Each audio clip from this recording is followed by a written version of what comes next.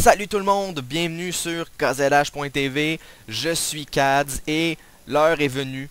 Il est maintenant temps de vous donner cette tant attendue finale de la Schizo Cup 3 qui s'est disputée samedi dernier à Québec, donc en direct du Schizo, et qui a opposé deux excellents joueurs québécois, deux joueurs de classe internationale, deux joueurs qu'on adore, et voici, j'ai nommé Root Faith dans le coin supérieur droit en Protoss rouge, et Root Slush que j'ai personnellement donné favori là, pour au moins être en finale.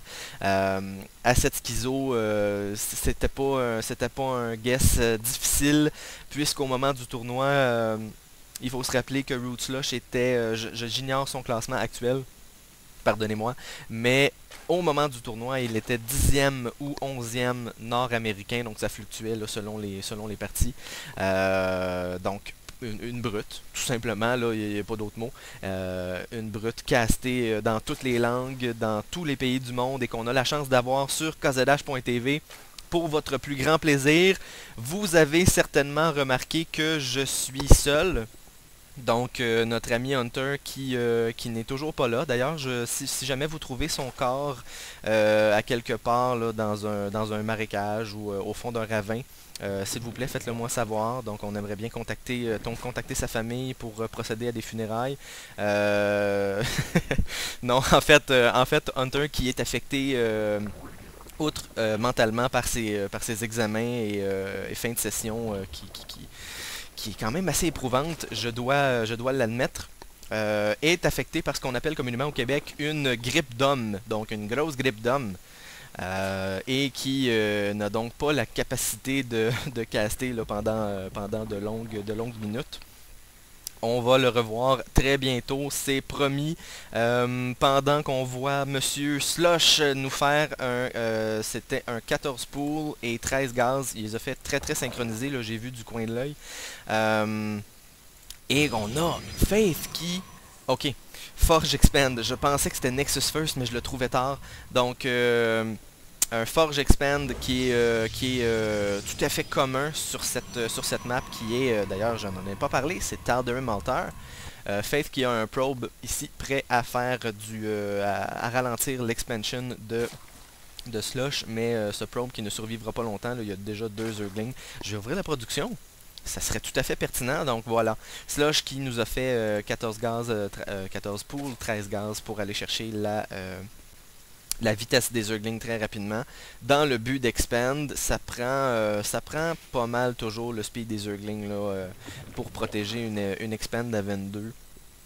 Heureusement, le rush distance est quand même assez long, donc Slush ne devrait pas avoir de problème à défendre cette B2. Et lorsqu'il va arriver, ben en fait il est déjà arrivé, donc il y a déjà un drone qui a traversé avant que Faith ferme le wall. Bon, c'est ça, qui n'est pas fermé. J'avais l'illusion là à cause de la minimap du pylône, mais ce n'est pas fermé. Ce canon qui toutefois va être suffisant pour empêcher ces Zerglings de passer, à moins qu'il y aille directement pour... Et là, ce probe qui est placé judicieusement. Et... non, on a un Zergling qui passe, donc c'est bien joué de la part de Slush, très bien joué, et ce drone qui court toujours, c'est une très bonne façon d'occuper son adversaire, là, Faith qui doit faire de la micro-gestion qui est habituellement inutile à ce moment-ci de la partie. Et là, j'ai un petit peu peur. Je me souviens pas d'avoir vu ça. En fait, donc sachez, si vous n'avez pas eu la chance de le voir, que ce sont des parties que KZH.tv a streamé live de Québec. Donc nous, on a fait le chemin de Montréal jusqu'à la très belle ville de Québec pour visiter, ben, premièrement, le Schizo, rencontrer des gens dont nous avions casté des parties. Ça a été extrêmement intéressant. C'est une expérience que j'ai très hâte de recommencer si l'occasion se présente. Et là, moi, je regarde ce drone-là et j'ai Proxy Hatch en tête, mais non, ce Z-là qui va l'empêcher, parce que je voyais le minerai de Slush monter, et je sais que j'ai fait la même chose dans le stream. Je sais qu'on en a parlé. On avait la caméra sur le drone, puis... L'excitation se faisait sentir dans la foule. Je dois dire que voir un joueur de Root Proxy Hatch, ça doit être assez cocasse. Donc un autre petit scouting probe ici pour voir où est-ce qu'on en est du côté de Slush. Slush qui masse drone, donc ayant vu son adversaire Forge Expand, sait qu'il peut macro en toute sécurité là, pour l'instant jusqu'à au minimum jusqu'à la 8 ou 9e minute. Parce qu'il y a quand même juste 2 gates là, de la part de Faith. Et ça, si je me trompe pas, Slush le sait. Oui, voilà, donc Slush qui a eu un scout total de la base. On va aller voir ce que Faith a vu, lui, de son côté. A eu un scout de la main seulement au début de la partie.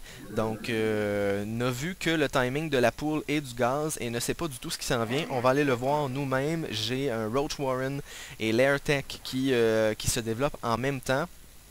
Les deux joueurs qui devraient sensiblement être égales. Bon, là, on a un round de plus de drones pour Slush qui a l'avantage. Faith qui ne peut pas réellement suivre ce rythme-là, même en chronoboostant l'économie, chose qu'il fait. Si je ne m'abuse. Non, ok, c'était Warptech qui a été chronoboosté. Donc c'est peut-être de là que vient la différence justement. S'il ne chronobooste pas son économie. Ne chronobooste pas grand chose d'ailleurs, je n'avais pas remarqué. Mais on part sur 7 gates, donc il y a de l'agression qui va se faire sentir là, par Faith.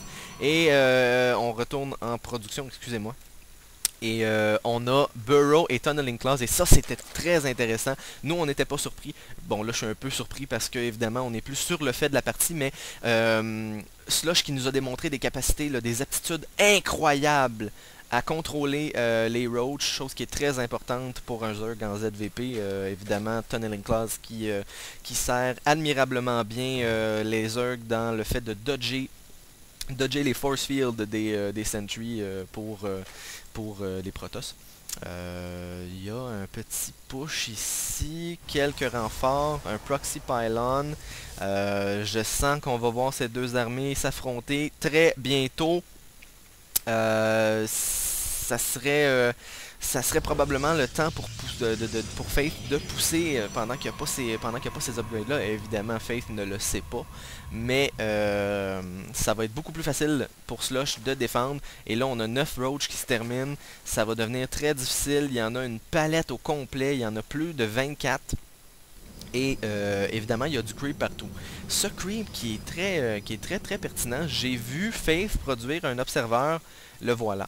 Donc si Faith est capable de détruire cette tumeur et peut-être celle-ci là en montant avec un petit peu de gestion là, prendre 3 stalkers puis cliquer là, clic droit sur cette tumeur, va pouvoir back, attendre quelques secondes, revenir, et l'avantage de Slush dans la défense de sa B2 va avoir sensiblement diminué. Donc on voit Slush qui fait un excellent travail, laisse des roaches des deux côtés, ça va lui permettre, donc si, comme on le voit présentement, si Faith décide de monter la ramp ici, va avoir un concave tout à fait pertinent pour le repousser, et évidemment il y a un backdoor, le troisième, je vais rester sur ce combat, donc là c'est dangereux, la Queen qui a failli se faire sniper ici, et très bien joué avec l'observation, a snipé la Creep Tumor, et exactement ce qu'on voyait. Il y a des beaux force fields, mais Slush qui s'en vient all the way jusqu'en bas de sa ramp et qui va back out tranquillement. Slush qui fait un excellent travail. Slush qui a l'avantage du terrain, va perdre tranquillement l'avantage du creep. Donc très beau travail de Faith qui attend quelques secondes, va aller chercher des renforts. Ce creep qui s'en va et qui va par le fait même retirer l'avantage de Slush. Slush qui aurait tout avantage à venir déposer, voilà, une nouvelle Creep Tumor que Faith va peut-être pouvoir sniper. Non, dommage. On voit Slush qui a toujours l'avantage et qui continue à faire des roaches.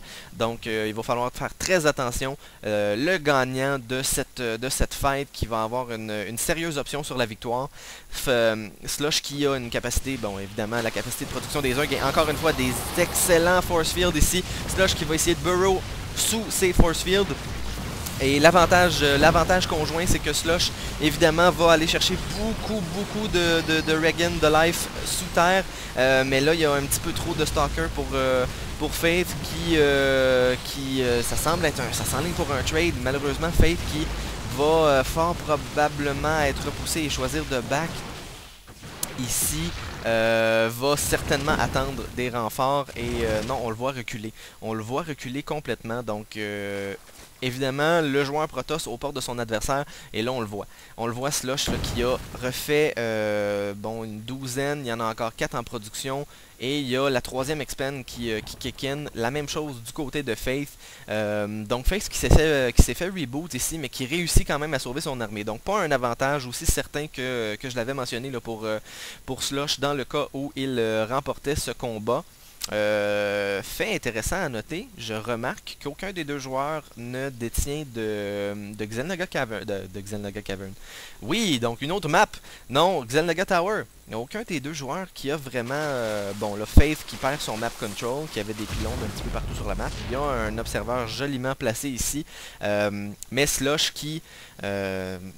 par instinct, je sais pas s'il l'a scouté, peut-être avec un Overlord, allons voir. Non, il ne l'a pas vu, donc il va se diriger pour peut-être aller, excusez-moi, peut-être aller prendre l'éventuel B3 par derrière, va scouter avec l'Overseer, va voir qu'il n'y a pas de B3, drop de Changeling, toujours très intéressant, mais ne se doute pas qu'il y a déjà une B3 ici pour Faith, va la voir toutefois avec ce Changeling, alors que Slush s'aventure dangereusement près là, de la base de Faith. Faith qui a une assez grosse balle et qui commence à pomper des Immortals. Il y a deux Robotics B qui roulent à plein régime et qui sont chrono-boostés pour des Immortals qui sont excellents contre les Roach.